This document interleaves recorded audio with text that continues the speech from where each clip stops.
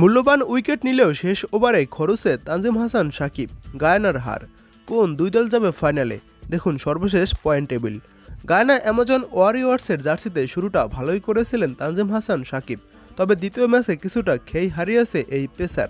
দলের প্রয়োজনের সময় পারফর্ম করতে পারেনি বাংলাদেশি এই তরুণ ফাস্ট বোলার, আর তাতে অস্ট্রেলিয়ান দল ভিক্টোরিয়ার কাছে হেরেছে গায়ানা অ্যামাজন ওয়ারিয়র্স। শেষ 2 ওভারে জয়ের জন্য 19 রান দরকার ছিল ভিক্টোরিয়ার, হাতে ছিল উইকেট 4টি। পরিস্থিতি বিবেচনায় তখনও দুই দলই তখন ভালোভাবে ম্যাচে টিকেছিল, তবে তানজিমের করা 19তম ওভারের পর ম্যাচ থেকে ছিটকে যায় গায়ানা অ্যামাজন ওয়ারিয়র্স। সেই ওভারে মোট 13 রান দেন এই ডানহাতি পেসার। ম্যাচ জিততে শেষ ওভারে গায়ানাকে ডিফেন্ড করতে হতো 6 রান। দুঃসাধ্য সেই কাজটি করতে পারেনি দক্ষিণ আফ্রিকার অভিজ্ঞ পেসার ডুয়াইন প্রেটোরিয়াস।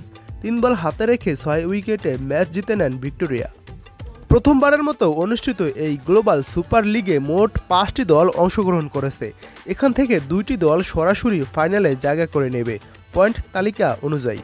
প্রতিটি দলই 4টি করে ম্যাচ খেলবে, তারপর পয়েন্ট তালিকার সেরা 2টি দল খেলবে ফাইনাল।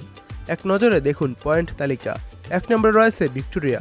ভিক্টোরিয়া একটি ম্যাচ খেলেছে, তার ভিতর একটি ম্যাচই জয় পেয়েছে। ভিক্টোরিয়ার পয়েন্ট 2। ভিক্টোরিয়ার প্লাস পয়েন্ট রয়েছে প্লাস 0.486। 2 নম্বরে রয়েছে গায়ানা অ্যামাজন ওয়ারিয়র্স।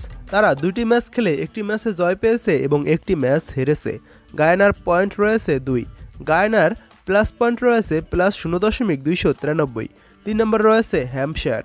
তারা একটি ম্যাচ খেলে একটি ম্যাচই জয় পেয়েছে, তাদের পয়েন্ট 2। তাদের কোনো প্লাস এবং মাইনাস পয়েন্ট নেই। 4 নম্বরে রয়েছে রংপুর রাইডার্স। তারা একটি ম্যাচ খেলে একটি ম্যাচই হেরেছে। রংপুরের কোনো পয়েন্ট নেই এবং কোনো প্লাস এবং মাইনাস পয়েন্টও নেই। 5 নম্বরে রয়েছে লাহোর ক্লান্দার্স। তারা একটি ম্যাচ খেলে একটি ম্যাচই হেরেছে, তাদের কোনো পয়েন্ট নেই এবং তাদের মাইনাস পয়েন্ট রয়েছে -0.984। এই 5টি দল থেকে সেরা 2টি দল খেলবে এই গ্লোবাল সুপার লিগের ফাইনাল।